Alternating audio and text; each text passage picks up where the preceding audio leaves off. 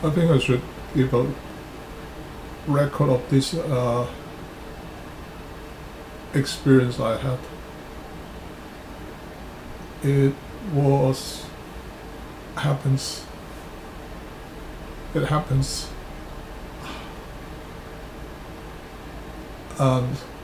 2018, late autumns and early winter. Forgot about the exact month. I believe it's somewhere October, maybe November, maybe. Don't really remember. Should be sometime October with November.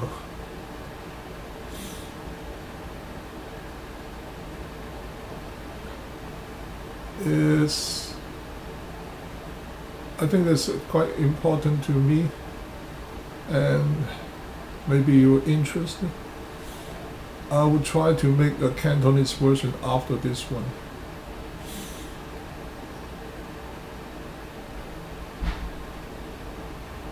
It was a weekday afternoon, and actually I was returned from a retreat camp somewhere in Winnipeg. And because I'm awake for a few days, there's a parcel waiting for me to pick up in the UPS store nearby. This afternoon, I have to report to work and finish some data processing things. So I just drive to the nearby McDonald's, which is just next to the UPS pickup point. And I was just saying, grab a burger and the parcel and then drive to work. That's original planning. And before I turned into the car park of the McDonald's, I saw a young man sitting in front of the door with a sign next to him. It's a very typical sight here in the city, where people have their own reasons to hit on the street. You come sleeping on the street or just begging along the way for food, money, or some people ask for a job maybe, but there's no sign. Normally they just ask for two things, food or money. And from the sharing of those, I experienced this street life before, and then after they return to the life as we are as a typical citizen, the advice is don't ignore us. Talk to us with care, but don't give us money, because it will encourage us to stay, prolong our life on street as long as possible with those money. So normally if they ask me for food or money, then I will suggest that I can buy them a meal. Depends on where we are. If it's just outside Burger King, McDonald's, or some fast food chain, I would just ask them, can I buy a meal for them, or a burger, or a cup of coffee. It's one time, but just there's nothing there, but with a 7-Eleven, I just said, do you want something? Grab you something from the 7, and then the guy agreed. Of course, it's not always that great. I mean, and people will just tell me, go to hell, when I say only offer food but no money. of course, there are all kind of people. Even the cursing or slang, it just show up the disappointment. Is nothing personal.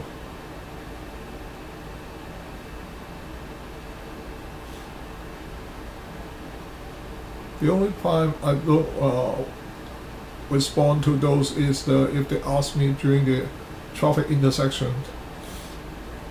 It's only for one reason.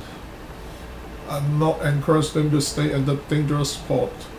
They may get run over by the car easily. But sometimes I will ignore them just like the others. Because I'm hurried, because I'm not in the mood, because whatever. Yeah, look, I'm human.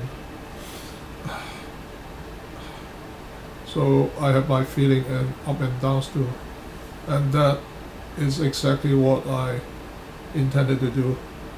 I intended to just walk past by the young man. But before I turn into that, somebody on my passenger side just say, you see the kid? Don't ignore him.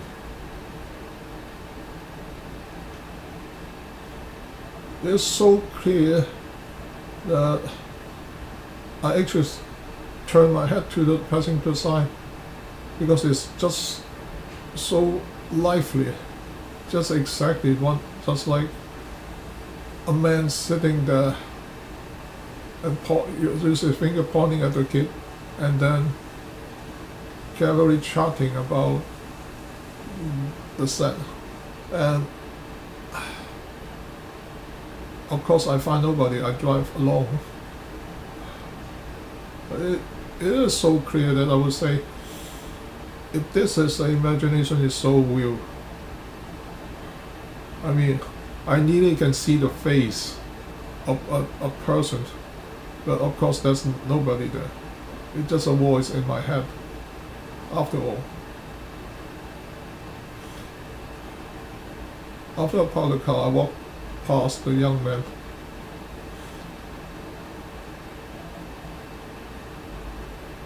And there's a bunch of words and sentences writing on the cardboard. Some make sense, some doesn't. I can only very miss is the food, maybe, whatever. Then I walk into McDonald's to buy my burgers. And while I'm lining up, the voice comes back again and say, don't ignore the kid. And I say, seriously? Maybe my conscience, maybe my imagination, whatever. I just pick up the burger from the counter and then walk to the UPS store next to it, next door. There's not many people inside the UPS store, but there's one in the counter already, so I just lined up. While I'm lining up, I hear the voice again. It says, say, well, if you don't want to do it, I'll send another one. But this is for your own good.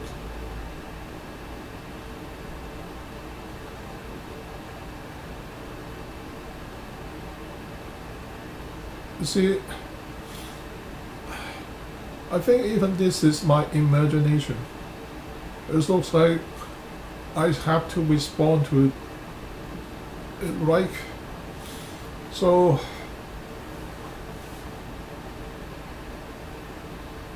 while waiting, I just answer with my thought, yeah, I'm not a man of word, I'm not sociable. Just please put the word in my mouth.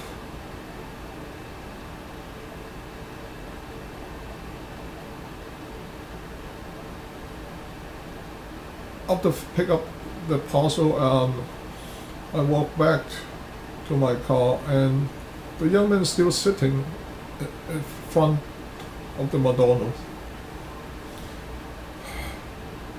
So this is the first time I asked them,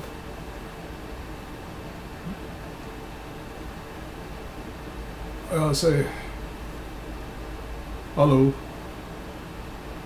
do you want a meal?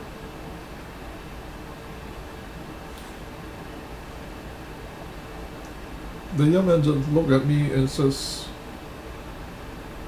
and then he lowered his head and said, no, I'm okay. Then I'll say, oh, okay, I will say it, I will say it. And he responds, no, I'm done, I'm out here.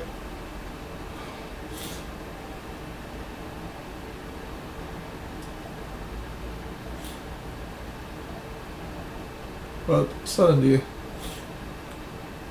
he's lift his head, look at me again, and say, can I have ice cream? I look at the young man. I mean, he's not tiny, but in my mind, it's not very thin, but not really big figure. I say, okay, this is one, and you just want some ice cream. Not really good for your body then. But of course, I'm not saying that. I would say, agree to him and say, okay, I'll buy you ice cream. Do you want fries too? I mean, at least I want to buy some more calorie for him. He doesn't against it, so I think, okay, I'll buy you ice cream, and just say, because both of my hands are a bit lazy now, I'll drop my parcel and then I'll drive for you. So he's agreed. And there's another one standing there, a young middle-aged man. Looks like he have either the has penal. I don't know. I just have a thought he must have Spanish ancestor in his blood, because his looks really resemble a Spanish guy to me. I don't know. That's my first impression. Then he asked me, the middle-aged man asked me, can you buy me something too? I was, okay, the first thought, okay, I become a magnet now. But I agreed to the man, yeah, why not?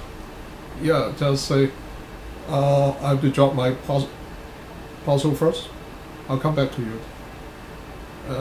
He just stand there and look his head. Okay. I put everything in my trunk and then walking all the way back, and I'll say, okay,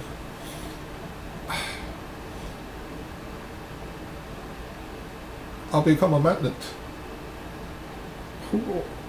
Who cares? Whatever. And then I asked a guy, what do you want? He just said, oh, anything. I just want to bun something. Okay, I will say, how about Big Mac? He said, sure. I will say, how about coffee? They'll say, no, I don't need coffee. I mean, you must like, This guy are really earnest if they just want something. They don't want much. Then, as I try to take his order, and then the young man look at me again. Suddenly I find his eye full of gleam is shining greens like with hope something. He just in a kind of half exciting voice say, "Can I have McFlurry?" And I would say, "Okay." I never eat McFlurry before. I know what it is, and I don't know why McFlurry can make a young man so exciting. Oh well, I have to confirm with them. They will say, "You want McFlurry, ice cream, and chips?" They say, no, I just want McFlurry. No ice cream." I say, "Okay, makes sense." Because I can't imagine anyone will eat McFlurry and then eat a small ice cream. Well, and then I walk into McDonald's again. I think the staff in the counter already know who I purchased for. Well, I hope that isn't causing any trouble for them, because it's attracting people at the front of the shop. And then I give the McFlurry to the young and chips to the young man. He just get it and then eat it without looking at me again. He just say thanks. And I give the burger to the middle-aged man.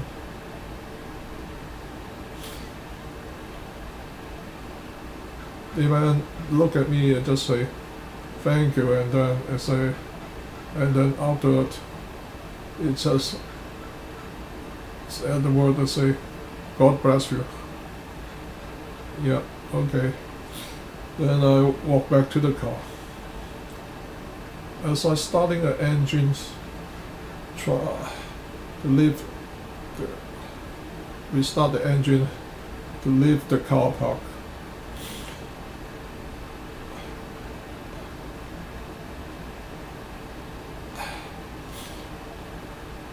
Then I thought about, well, what have I done for them? It's basically not much, but and there's no so excitement, no miracle, no emotion things, but just do what I was told to.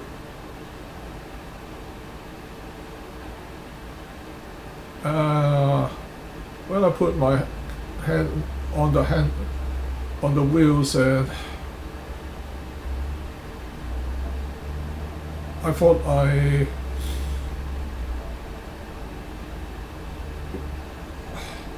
some Bible words come to me. It's not really a verse, it's rather a sinner. It's asking one man asking for this fellow, how can we fit them all? So familiar, I would say,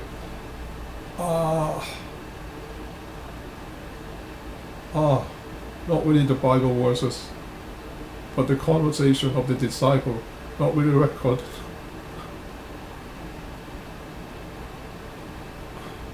Then I thought, yeah, of course I know the answer. I read the whole story. I would say, okay, I can't do much, but I can do whatever I can. And the voices come back again.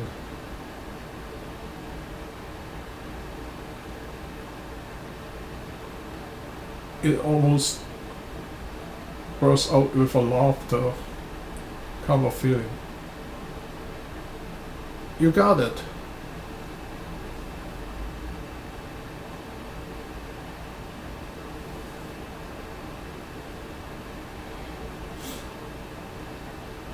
I mean, up to this day, I still don't know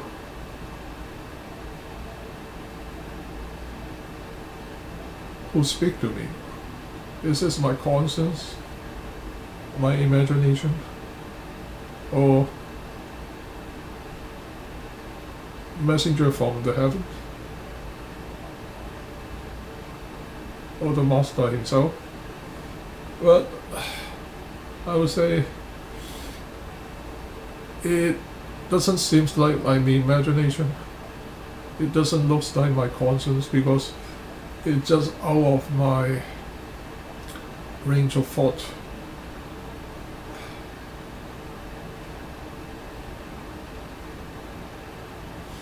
Maybe it's just for the young man. It may give him some boost and encouragement, and for his later whatever who's carry on. But for me, it's a message. Yeah, I say, yeah, I got it. Isn't it? I got confirmation.